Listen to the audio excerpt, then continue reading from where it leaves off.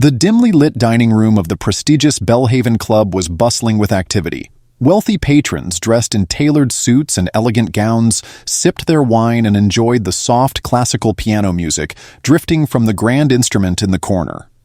Among them sat Charles Aldridge III, a self-important billionaire known as much for his fortune as for his ego. Charles leaned back in his chair, swirling his glass of vintage Merlot as he glanced disdainfully at the staff moving about. His gaze fell upon Ava, a young black waitress carrying a tray of drinks with a graceful precision that caught his eye. Something about her quiet demeanor intrigued him, not in a respectful way, but as a challenge to his dominance in the room. "Excuse me, you," Charles said, snapping his fingers. Ava turned toward him, her expression calm, but her grip tightening slightly on the tray. "Yes, sir," she said, her tone polite but measured. "I hear you're quite the musician," he said loudly enough for nearby tables to overhear. Ava stiffened. She had never mentioned her talent to anyone here, not wanting to mix her passion with the job that barely paid her bills. "I used to play, sir," she replied cautiously. "Used to? That's a shame. You see, I'm a connoisseur of fine music," Charles said, his smirk widening. "Why don't you show us what you've got? Play something for us on the piano." The room grew quiet. The pianist, an elderly man, paused mid-piece, unsure of what to do. Ava looked around, her heart pounding. "I'm just here to work, sir," she said firmly. "Come now," Charles said, his voice dripping with mockery. "Are you refusing a simple request? Don't tell me you're too scared to entertain us. Or perhaps you're not as good as I've heard." Ava hesitated, the weight of the stares around her pressing down. She wanted to refuse, but something about his smug expression lit a fire inside her. If she walked away, he'd win. Slowly, she set down her tray and walked to the piano. The room fell silent as Ava sat at the grand piano. Charles chuckled to himself, expecting an awkward performance. He leaned back, preparing to enjoy her failure. But the moment Ava's fingers touched the keys, the room transformed. A hauntingly beautiful melody filled the air, one that seemed to speak directly to the soul. Her hands danced across the keys with a mastery that silenced even the clinking of glasses. Each note was infused with emotion, pain, hope, resilience. Charles's smirk faded, replaced by a look of disbelief. He leaned forward, his glass forgotten.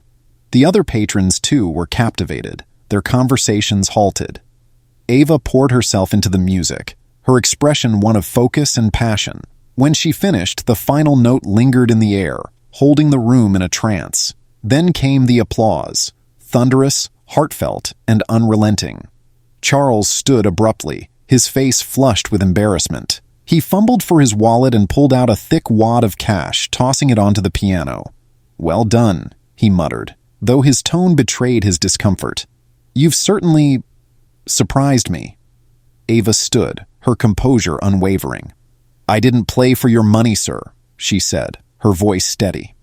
She turned and walked away, leaving the cash untouched. As she returned to her duties, the patrons continued to murmur about her talent.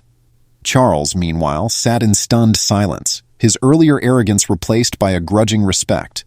For the first time in his life, Charles Aldridge III had been humbled, not by wealth, power, or status, but by the unshakable brilliance of someone he had underestimated.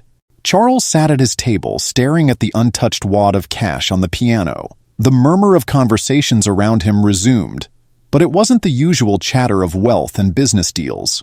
Instead, patrons whispered about Ava's talent, how her music had moved them, how it seemed almost otherworldly. He reached for his wine glass but stopped midway, his hand trembling slightly. For years, Charles had lived in a bubble where his wealth shielded him from anything that challenged his perception of the world. Tonight, that bubble had cracked. Ava, meanwhile, continued her shift, her face calm though her heart was still racing. She had never wanted to reveal her talent in this setting, certainly not under those circumstances. But as she served the tables, she noticed something unusual. Patrons who barely acknowledged her before were now looking at her with genuine admiration. Some even smiled, an action she wasn't accustomed to. As the night wound down, Charles lingered longer than usual. He watched Ava closely, his earlier smugness replaced by a conflicted expression. Finally, as she approached his table to clear his plate, he cleared his throat. "You played beautifully," he said, his voice quieter than before. "Thank you," Ava replied curtly, not stopping her work. "I wasn't expecting that," he added, his tone almost apologetic. Ava paused and looked at him. "Why would you?" she asked, her words carrying a weight that made Charles flinch. She didn't wait for an answer, taking his plate and walking away. For the first time in years, Charles felt small. He had thought himself above everyone in the room, yet a simple waitress with a gift he couldn't comprehend had turned the tables on him. He realized how much he had underestimated people like Ava, not just her, but anyone who didn't fit into his narrow world view. The next day, Charles couldn't shake the memory of Ava's performance. He found himself replaying the melody in his head, unable to focus on his usual pursuits. Finally, he made a decision. That evening, he returned to the Belhaven Club, but this time not as a smug patron. He waited until the restaurant was less busy and approached Ava at the end of her shift. She looked surprised to see him. "Can I have a moment?" he asked. Ava hesitated but nodded, crossing her arms. "I owe you an apology," Charles began. "Last night I acted like a fool. I treated you with disrespect, and for that, I'm sorry." Ava raised an eyebrow, skeptical. "And what made you change your mind?" "Your music," he admitted. "It was extraordinary. It reminded me of something I'd forgotten. A time when I valued talent and passion over money and power. You made me see how wrong I've been." Ava didn't respond immediately. She studied him, trying to gauge if his words were genuine. "What do you want from me?" she asked bluntly. "Nothing," Charles said. "But I do have a proposition. I own a foundation that supports the arts. It's mostly been a vanity project until now, but I want to change that. I'd like to sponsor your music career. Lessons, recordings, performances. Whatever you need." Ava blinked, taken aback. "And why would you do that?" "Because I owe it to you," he said. "And because the world deserves to hear your talent." She hesitated, the offer too generous to trust completely. "What's the catch?" "No catch," Charles replied. "Just an apology and a promise to help you succeed." Ava considered his words. She had spent years pushing her dream aside, convinced it was unattainable. The thought of stepping back into the world of music both thrilled and terrified her. "I'll think about it," she said finally. Charles nodded. "That's all I can ask." Over the next few weeks, Charles kept his word. He arranged meetings with renowned music teachers and set up a private recording session for Ava. At first, she was hesitant, wary of his motives, but as she saw his genuine effort to support her, her guard began to drop. One evening, as she prepared for her first public performance at a prestigious concert hall, Ava stood backstage, her hands trembling. Charles approached her, looking uncharacteristically nervous himself. "You'll be brilliant," he said. "Why are you so invested in this?" she asked, still unsure of his transformation. Charles sighed. "Because I've spent most of my life focusing on the wrong things. Helping you has been the first meaningful thing I've done in years. And because you've inspired me to be better."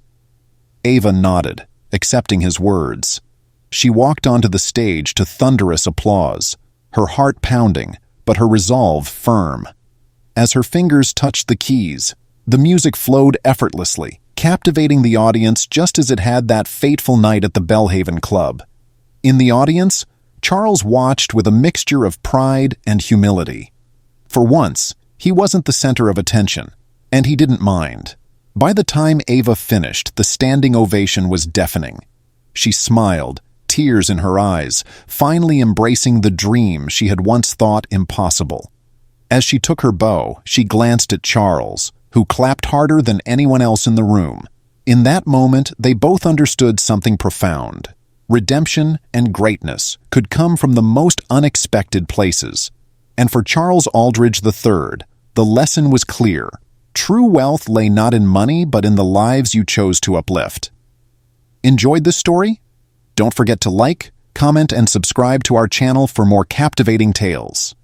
Hit the notification bell so you never miss an update. Your support helps us bring you more amazing content. Thank you.